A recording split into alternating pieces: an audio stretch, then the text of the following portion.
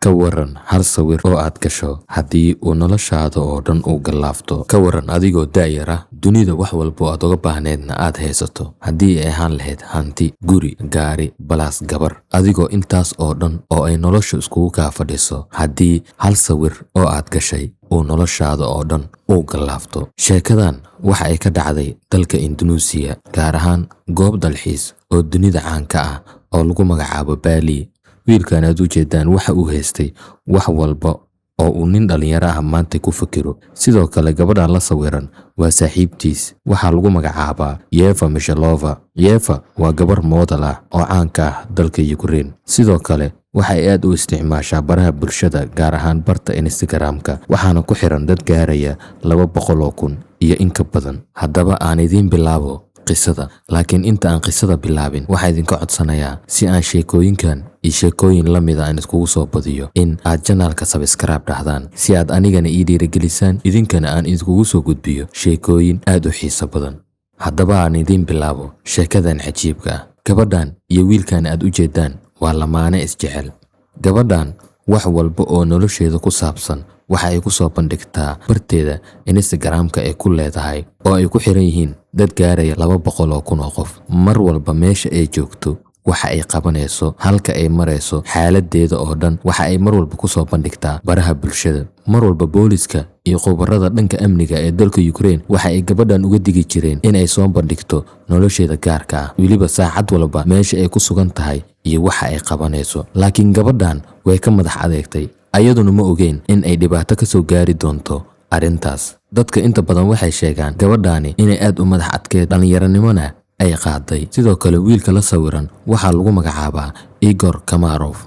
Waa wiil taajir ah, da'diisu waa 28 jir. Waxaa dhacday maalin inuu wiilkan iyo gabadha saaxiibtiisa iyo wiil kale oo ay saaxiibo yihiin inay u dalxiis tagaan waddanka Indonesia, gaar ahaan goob caan ka ah waddankaasi oo loo dalxiis tago. Goobtaas oo loo yaqaano Bali. Bali waa xeeb aad u qurux badan. Dadka inta badan ee dunida jooga intii taqaana Bali quruxdeeda waxa uu jecel yahay maalin inuu soo booqdo. Igor iyo asxaabtiisa waxay u soo tabaabushaysteen oo ay soo qorshaysteen in bisha Febraayo 2025 ay ku soo dalxiisi doonaan waddanka Indonesia, gaar ahaan Bali. Waa ay yimaadeen oo maalmo ayay joogeen. Sidii caadada ahayd, gabadhii saaxiibtiis ayaa waxay samaysay in ay sawir la gasho Igor, kadibna ay ku baahisa baraheeda bulshada ayadoo ku qortay, maxaa la yiraahdaa, maalinta jaceylka. Aniga saaxiibkay waxaan jeclahay mar walba, saacad walba iyo sanad walba.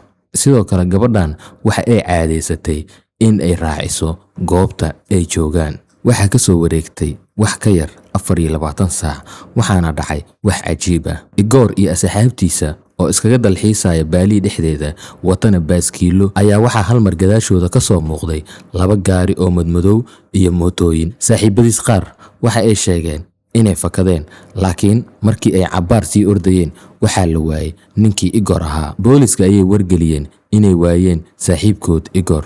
Boolisku waxa uu bilaabay baaritaan, waxa uuna soo aaday gurigii ay deganaayeen Igor iyo asxaabtiisa. Gurigii markii ay yimaadeen, kaliya waxaa laga helay taleefankii Igor. Sidoo kalena sariirta iyo darbiyada qolka waxaa ku haleesnaa dhiig. Ma la yaqaan dhiigga qofkii uu ahaa, sababtoo ah Igor waxa lagu afduubtay wadada. Baaritaano fara badan ayay sameeyeen, maalmo fara badan ayay baaritaanada wadeen, waxayna isku dayeen inay ogaadaan qofka uu ahaa Igor iyo sababta loo afduubtay. Waxay ogaadeen Igor inuu aabihiis yahay gaangister weyn oo caanka ah dalka Ukraine. Sidoo kale waxay ogaadeen Igor wiil la socday inuu asna aabihiis ahaa gaangister weyn oo dalka Ruushka ah. Labadan gaangister waxa ay dalalka Yurub ka sameeyeen dil, daroogo iyo afduub. Sidaas darteed waxaa maanta laga aarayaa xaruurtii ay dhaleen oo dalxiis ku jira. Sidoo kale markii ay booliska baaritaan dheeraad sameeyeen waxay ogaadeen Igor naftirkiisa inuu ahaa nin maafiya ah, laakiin isqariyo oo aan cidno ogeyn. Maalintaas waa la waayay Igor. Saacado kadib waxa hawada soo galay muuqaalkan waxa uu soconayay muddo 3 daqiiqo ah. Waxa ku jiray Igor, waxa uuna la hadlayay aabihiis. Sidoo kale aabihiis waxa uu u diray fariin ahayd inuu aabihiis bixiyo 10 milyan haddii uu doonayo in la soo fasaxo. Muuqaalkaas waxaa ka muuqday in aad loo jirdilay, qaybo ka mid ah wejigiisana dhaawacyo waaweyn ayaa ku yaalay. Waxa uuna sheegay haddii uu aabihiis 10 milyan ka bixin waayo in asaga naftiisa uu weynayo. laakiin aabihiis wuu ka dhaga adeegay maadaama uu yahay nin maafiya oo aad u weyn inuu arrintan isku dayo inuu awood ku xalliyo. Intii uu awoodda ka daba wareegayay maalintaas maalinta ku xigtay waxaa la arkay arrin kale oo arrintii ka foolxun. Booliska oo baaritaanadooda iskaga jira ayaa waxaa soo wacay nin waxaanu u sheegay xeebta in uu yaallo qof hilbihiisii la jarjaray. Booliska ayaa si degdeg ku soo baxay kadibna waxay yimaadeen xeebta. Markii ay xeebta yimaadeen waxay arkeen gacan, lug iyo qayb ka mid ah lafdhabar oo taala xeebta. Booliskii waa ay baareen. Baaritaan dheer waxaa la ogaaday in qofkan uu yahay Igor. Maadaama Igor uu lahaa jirkiisa qaybo ka mid ah shaabadahaasna ay fududeeyeen in la ogaado qofka jirkan iska leh. Kadibna boolisku waxay isku dayeen inay baaritaan ku sameeyaan Igor gabartii uu la socday. Baaritaan dheer gabadhiina wax waa laga waayay. Maantay dhacdadaas waxaa laga joogaa muddo 2 sano ah. Lama helin cidii dishay Igor. Sababta loo dilayna si sax ah looma oga. Mar kale boolisku waxa ay baaritaan ku sameeyeen cidii Igor dishay iyo dadka ay ahaayeen. Dabagal dheer boolisku waxa uu isku dayay inuu baaritaanka ka bilaabo dhanka migration-ka. Kadibna waxa uu ogaaday raggan inay waddanka soo galeen maalin ka hor inta aysan falka geysan. Sidoo kale boolisku waxa uu ogaaday dadkan inay ahaayeen 5 qof. 5 qof walbana waxa uu watay in ka badan 8 baasaboor. Halkaas boolisku waa ay ku wareereen oo waxay ogaan waayeen dadkani dhalashadooda saxda ah iyo waddanka ay ka soo jeedaan maadaama qof walba uu wato baasaboorro badan iyo maadaama qof walba uu wato dhalashooyin badan iyo baasaboorro badan. Sidoo kale sababta lagu ogaaday in ay baasaboorro badan wateen waxa ay ahayd maadaama ay soo mareen eelaboorro kala duwan. Mid walbana ay ku marayeen baasaboor nooc kale ah ama baasaboor waddan kale uu leeyahay.